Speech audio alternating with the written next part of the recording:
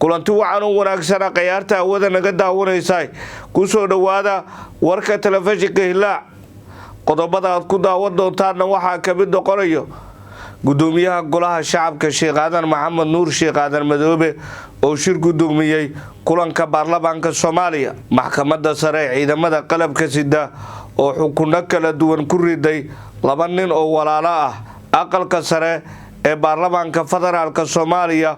oo ka dooday sharciga shaqaalaha dawladda hay'adda maareynta musiibooyinka qaranka Soomaaliyeed oo gargaar ka qaybisay degmada Luuq ee gobolka Gado madaxweyne ku-xigeenka maamulka Puntland oo ka qayb galay shir looga hadlayay horumarinta degmooyinka deegaanada maamulka Puntland qodobada iyo qodobo kale ayaad ku daawan doontaan warka telefishinka Hilaac gudoomiyaha golaha shacabka Sheekh Aadan Maxamed Nuur Sheekh Aadan Madoobe oo shir gudoomiyay kulanka baarlamaanka Soomaaliya gudoomiyaha golaha shacabka baarlamaanka Jamhuuriyadda Federaalka Soomaaliya Sheekh Aadan Maxamed Nuur Sheekh Aadan Madoobe oo uu weheliyo gudoomiyaha ku-xigeenka labaad ee golaha shacabka Cabdullaahi Cumar Abshirow ayaa shir gudoomiyay kulanka 16aad kalfadhiga shanaad ee golaha shacabka kulanka ayaa ku saabsanay si ambaqaadida dooda ku saabsan arrimaha canshuuraha iyo iibka cabashada ganacsatada Soomaaliyeed iyo sida lagu xallin karo xildhibaanada golaha shacabka ayaa aragtidooda ka dhiibtay habka canshuur iibka loo qaadayo hanaanka loo baray cabashada ganacsatada iyo sida lagu xallin karo ayaa waxa ay xildhibaanada intooda badan ka sinaayeen muhiimadda ay leedahay in muwaadiniinta Soomaaliyeed ay bixiyaan canshuurta waajibka ku ah si dowladnimadeena u sii horumarto way wanaagsan tahay shacabka Soomaaliyeed waxaa matala dhammaan golaha shacabka halkan fadhiya waxaa la sheegay in canshuurta aan la diidanayn runtii haddii ay caawasho timidna waa laga hadlay wasiirka maaliyadda ka hadlay waa lagala fariistay waa dhaqan gashay arrinta iyada ah waxaad ogtihiin maalintii la soo gudbiyey arrintan laga hadlay oo dowladda ay soo saartay in isla markiiba magaalada ka dhaqan gashay ay wax barbaleen ah aysan jirin wixii cabasho ee jireen ay dowladda kala fariisatay ay la ogol yihiin ummadda Soomaaliyeed ay si sax ah ay u shaqeynayso sidoo kale waxaa la sheegay in laga qaado magaalada Muqdisho oo kaliya magaalada Muqdisho waa caasimadda dalka Soomaaliyeed sharaf aynu u tahay in la yiraahdo in ay bixiyaan canshuurta korsaaray ahayd waxay dadka ka cabanayeen iyo qayladaan canshuur bixiyaal ma canshuurta in la bixiyo dadka ma aysan diidanin canshuurta in la bixiyo waa waajib qof walba muwaadin ah ee dalkan ku nool ay waajib ku tahay gaar ma aha meel gaar ah ama gobol gaar kuma ahan wasiirka maaliyadda wuxuu wasiir ka yahay dalka Soomaaliya wasiir ka yahay gobol gaar oo wasiir yahay ma jirto dawladuna dalkan ay mas'uul ka tahay marka sidaas darteed in la siyaasadeeyo wasiirkii go'aamadiisa la siyaasadeeyo ma ahan in maamulkii gobolka Banaadir go'aamadoodii la siyaasadeeyo ma ahan dawladdii go'aanka ay gaartay la siyaasadeeyo ma ahan qaraarkii xukuumadda ay gaartay in la yiraahdo maanta baarlamaanka inuu xildhibaan inta soo istaago yiraahdo xukuumadda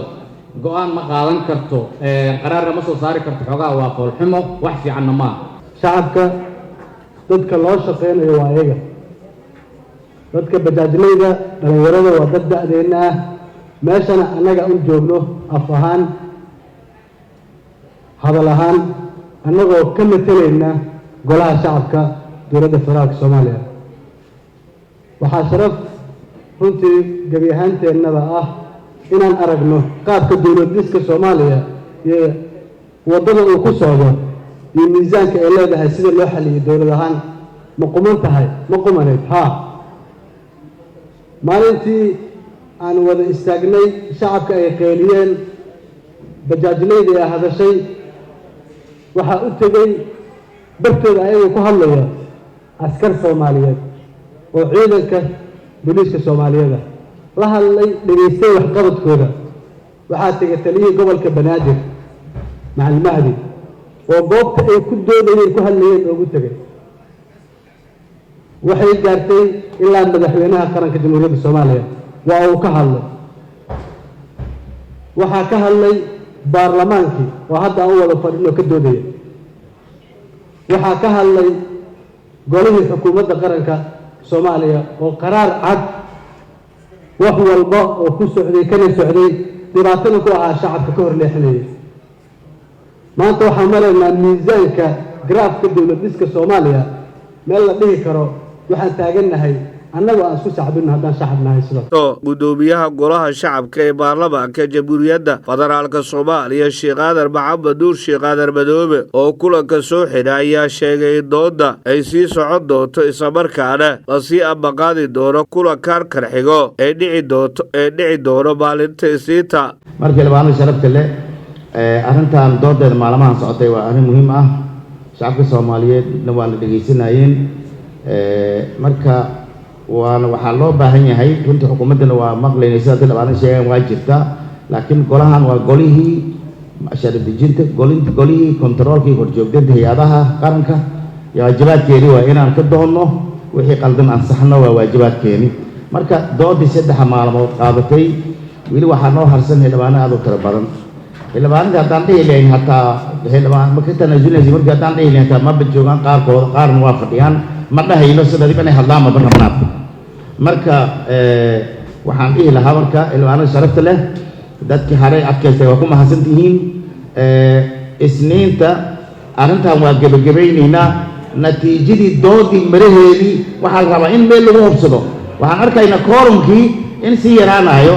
doodii nuxurka lahayd laga doodahay haddii Isniinta haddana koorumkii la waayo ilaa 6 saac la gaaro intaas nasiib darro waa xildhibaanada waxaan leeyahay hal loo yimaado maalinta Isniinta doodii bari dhalkeedan gabagabaynayna idinku aad u mahadsan fadhigaan maanta ay noo xiran yahay aad iyo aad u mahadsantihiin assalaamu calaykum. maxkamadda sare ee ciidamada qalabka sida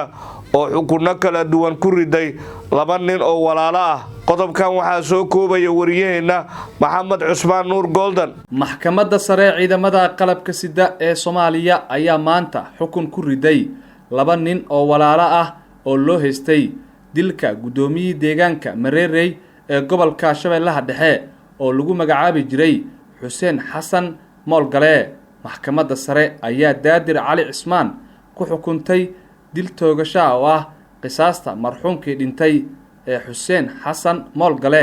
waxaana sidoo kale maxkamaddu ay fasaxday oo dib xorriyadiisa ay u siisay Cabdullaahi Cali Cismaan. dilka gudoomiyihii deegaanka Mareerey ayaa dhacay 30 bishii Maarso ee sanadkan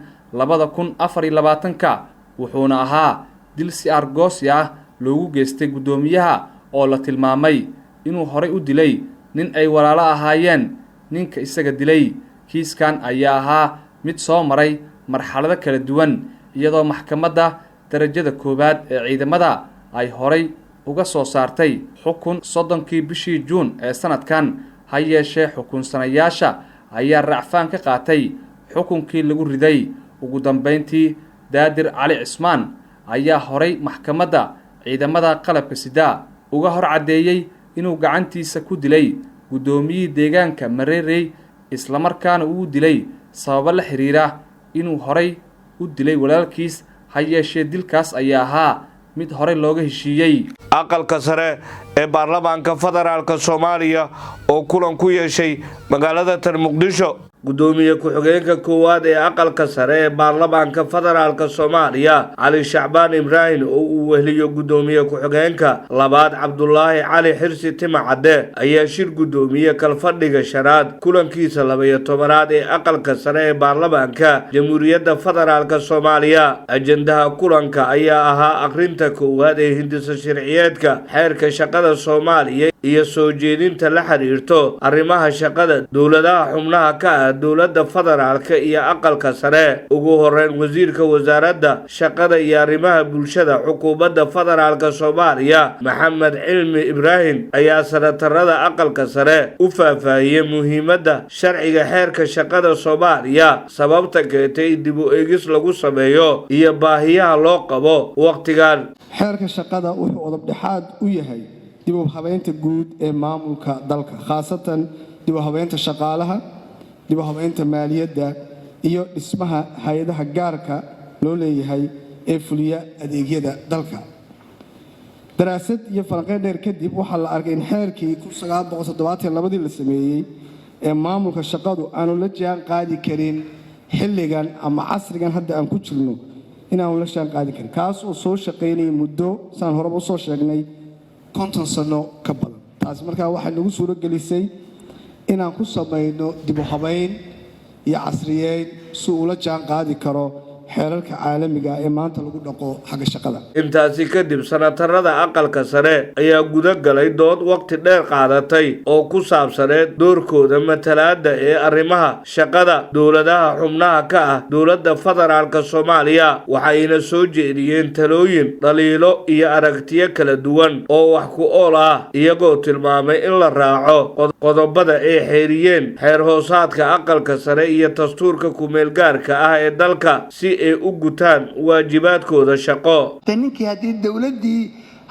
dowladdii federaalka ah dowladdii dhexe dowladaha federaalka ah waa dowladdii dhexe dowlad goboleedyadii iyo degmadii weeye marka ugu horeysa horta halkaa in laga keeno weeye ama annaga dowladdii dhexe maarta inoo wakiilato inaan tagno